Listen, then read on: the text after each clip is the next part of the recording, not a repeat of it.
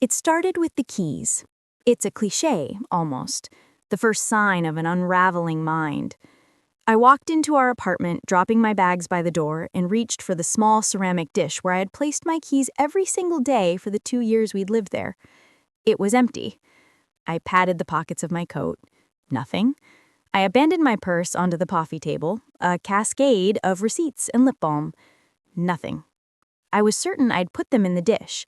It was an autonomic function, muscle memory, but they were gone. Lose something? Maya's voice drifted from her bedroom. She emerged, wrapped in a cozy sweater, a mug of tea in her hands. Maya was the perfect roommate. Quiet, clean, always on time with her half of the rent. We lived in a beautiful rent-controlled apartment in a neighborhood I could never afford on my own. I had been incredibly lucky to find her.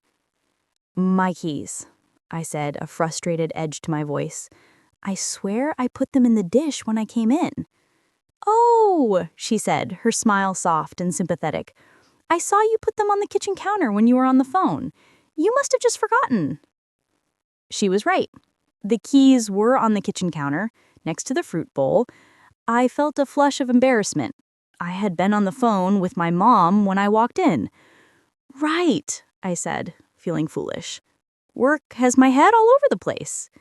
I'm not surprised, Maya said, her voice a soothing balm. You work so hard. If I were you, I'd be forgetting my own name. That was the first pebble, a small, insignificant thing, easily dismissed. But then there were more pebbles. My favorite book, which I had been reading in bed, would turn up on the living room bookshelf. The carton of milk I distinctly remember putting back in the fridge would be in the pantry with the cereal. Each time I'd stare at the misplaced object in confusion, Maya would be there with a logical, gentle explanation. You must have been distracted. You seemed so tired yesterday.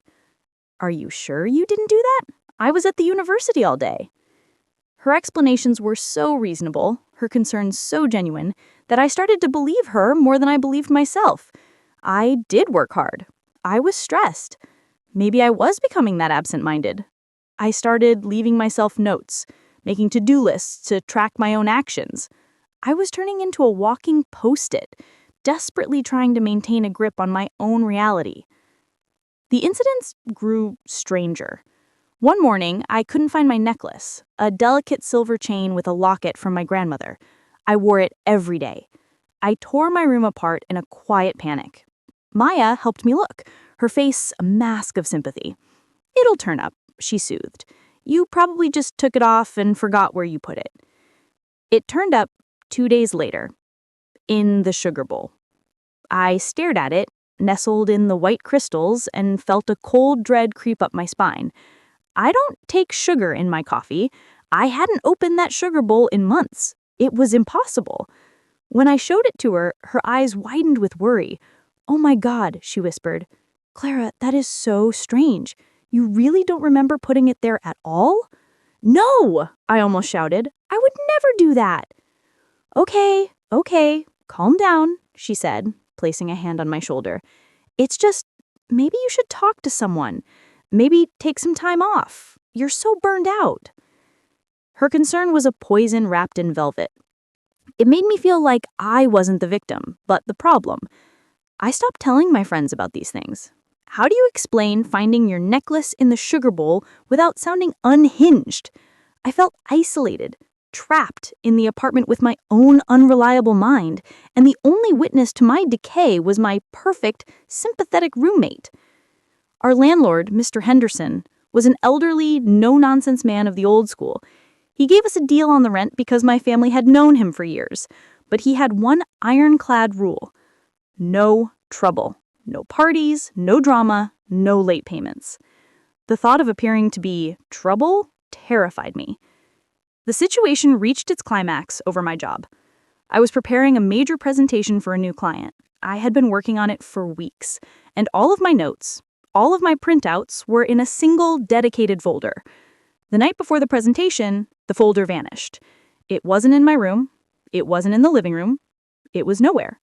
I searched until 3 a.m, my heart pounding with panic, until I finally collapsed on the sofa in tears. Maya came out of her room, drawn by the sound. She was the picture of empathy.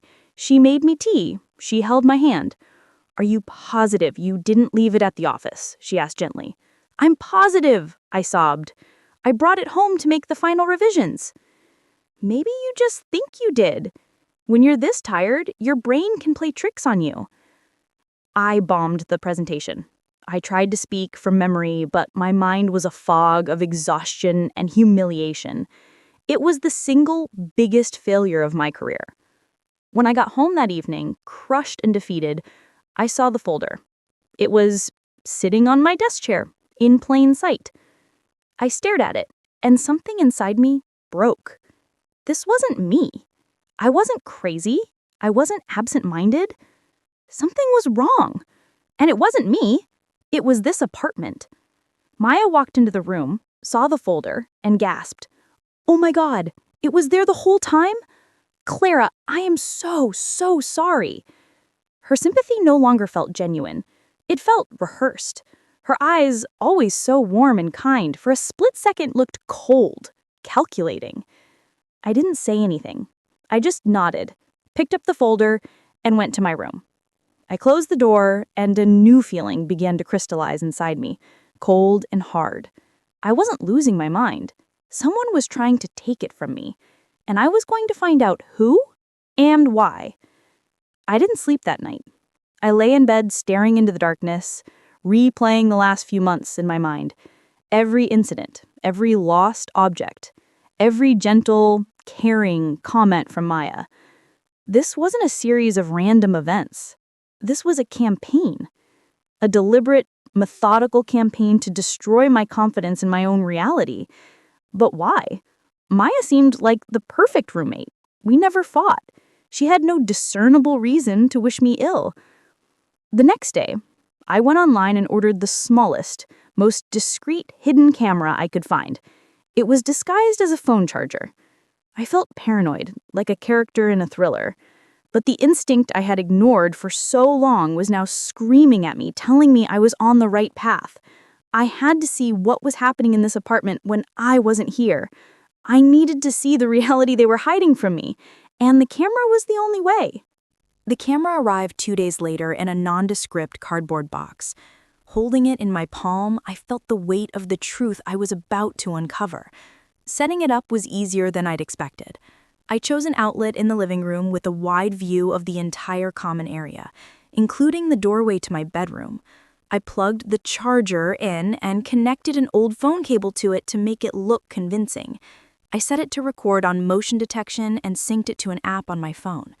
My heart was pounding. I felt like a criminal in my own home. The next morning, I left for work, leaving my Trojan horse behind. The day was an agony of suspense. I couldn't focus. I fought the urge to open the app and watch the live feed every minute, but I forced myself to wait. I needed to see the whole picture. When I returned home that evening, the apartment was quiet. Maya was in her room, presumably studying. I said hello, my voice surprisingly steady. I went into my room, closed the door, and sank onto my bed, my body trembling with a mixture of fear and anticipation. I opened the app. A list of time-stamped video files filled the screen. I took a deep breath and pressed play on the first one. The grainy image of our living room appeared. For the first few hours, nothing happened. I saw Maya walk through the room, make herself lunch, sit on the sofa with a book. I started to feel foolish, paranoid. Maybe I was wrong after all. Maybe I really was going crazy. And then it happened. I saw Maya get up, look around, and then walk calmly to the bookshelf. She took the book I was reading, the one I had left on my bedside table, and slid it back into its place on the shelf. Then she went to the kitchen, took my favorite mug from the drying rack, and placed it in the far back of the cupboard, behind a stack of plates we never used. She did it with a flat, emotionless efficiency. This was not an accident. This was an action. A wave of ice-cold validation washed through me. It wasn't in my head. It was real. I fast-forwarded. An hour later, a man entered the apartment. I recognized him. It was Evan, our landlord's son. I'd seen him a few times. A nice, charming guy who sometimes helped his dad with repairs. But what was he doing here when I wasn't home? Maya let him in. They didn't look like a roommate and landlord's son. They looked like a couple. He put his arms around her, kissed her. They sat on the sofa and the camera's microphone picked up every word. "So, is our psycho roommate on the edge yet?" Evan asked, a mocking tone in his voice. "Almost," Maya replied, and her voice, usually so soft and caring, was now hard and contemptuous. She spent 15 minutes this morning looking for her mug. I think another couple of weeks and she'll be checking herself into a facility. I was listening and the room around me started to shrink. They were laughing. They were laughing at me. "Dad's gonna be thrilled," Evan said. "Once we get her out, we can renovate this place and triple the rent. This apartment is a gold mine and she's just sitting on it for pennies." "And I get to stay?" Maya asked, her voice turning flirtatious. "Of course, babe. You help me get rid of her and the place is yours. Well, ours. Dad's even willing to give us a little discount." A plot. It was a plot. A cold, calculated plot to evict me by making me believe I was going insane. My perfect roommate wasn't just a roommate, she was a co-conspirator. Her kindness was a weapon. Her sympathy was a poison. Mr. Henderson, the man my family had known for years, wanted to kick me out to make more money, and his son was willing to drive me mad to make it happen. I kept watching. I saw them discuss their next move. "We need something bigger," Evan said. "Something that makes her look not just forgetful, but unstable, dangerous. I could leave the faucet running in the bathroom, say she flooded the downstairs neighbor, or I could make a few scratches on the wall in her room and say she did it in a fit of rage." "That's the ticket," Evan said with a grin. "My dad has been looking for a cause for eviction. A little property damage is perfect." I turned off the video. I sat in the silence of my room, and the rage I felt was so pure, so cold, it was almost calming. They didn't just want to evict me, they wanted to destroy me.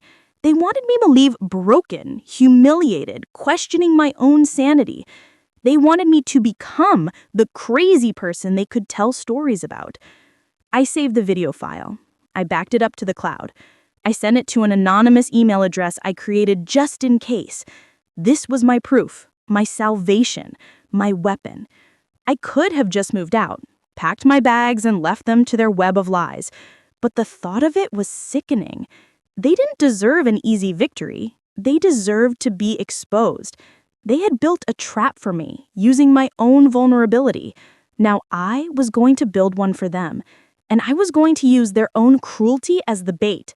The game wasn't over. It was just getting started. For the next few days, I was an actress, giving the performance of her life. I became the woman they were trying to create. I forgot to turn off lights. I lost the TV remote. I walked around the apartment with a dazed, haunted look. I played the part so well, I sometimes scared myself.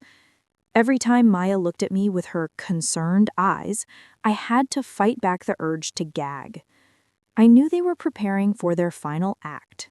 Based on their last recorded conversation, they were going to stage a breakdown. I had to give them the stage, the perfect opportunity. I confided in Maya. One evening, I sat in the kitchen, my head in my hands, and faked a series of quiet, desperate sobs. She, of course, was at my side in an instant. "Clara, what is it?" she asked, her voice oozing with false sympathy. "I can't do this anymore," I whispered, looking up at her with tear-filled eyes. "I think you're right. I think I'm going crazy. I forget everything. I'm scared of myself. I made a doctor's appointment. It's for Friday. I need to go to my mom's for the weekend, just to rest before the appointment, to be somewhere where someone can look after me." It was the bait, the perfect bait. I was giving them an empty apartment for an entire Friday evening, the ideal time to stage the property damage and call Mr. Henderson in to witness it. I saw a predatory gleam in Maya's eyes before she hid it behind her mask of worry. "Oh, sweetie," she said, hugging me. "I am so proud of you for getting help." I nearly laughed in her face. But I didn't go to my mom's. I went to the coffee shop around the corner. I sat at a table with a view of our building and opened my laptop. I had a second camera set up, this one with a live feed. I watched. An hour passed. Then I saw Evan's car pull up. He went inside. 20 minutes later, Mr. Henderson himself arrived. The party was all there. I made 2 calls. One to my lawyer, one to the representative from the city's Tenant Rights Association. "They're here," I said. "It's showtime." I watched the live feed on my phone. The picture was clear. I saw Maya and Evan walk into my bedroom. Evan picked up a heavy book from my desk and dragged it forcefully along the wall, leaving a long, ugly gash in the paint. Maya knocked over a potted plant, scattering dirt all over the carpet. They worked quickly, efficiently, like a demolition crew. Mr. Henderson stood in the doorway, watching with a satisfied smirk. "That's enough. Now we have cause for immediate eviction. She's dangerous." At that exact moment, the doorbell rang. I could see the frozen looks on their faces on the camera. Mr. Henderson went to answer it. On the doorstep stood my lawyer and a stern-looking woman from the Tenant Rights Association. "Mr. Henderson," my lawyer asked, "may I ask what you are doing in my client's apartment in her absence, and what is happening in her bedroom?" The panic on their faces was priceless.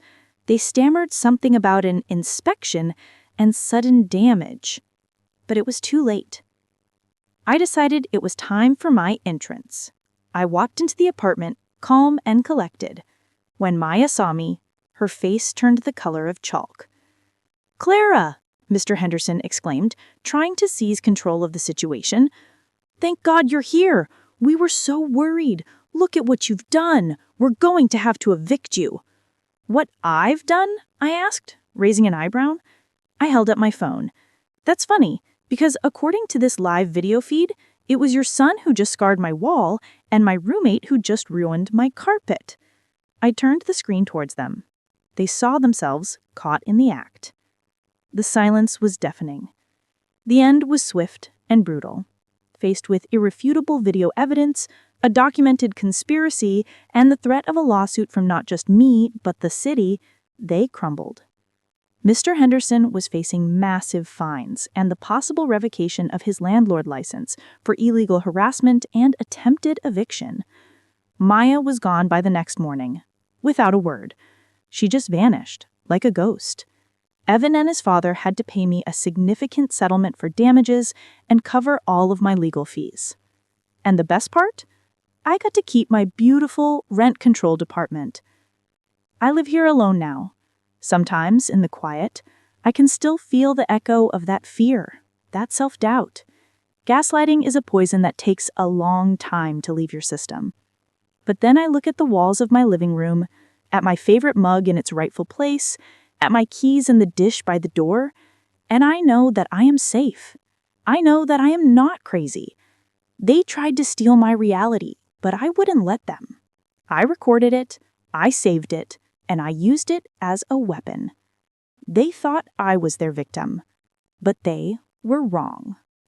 I was their reckoning.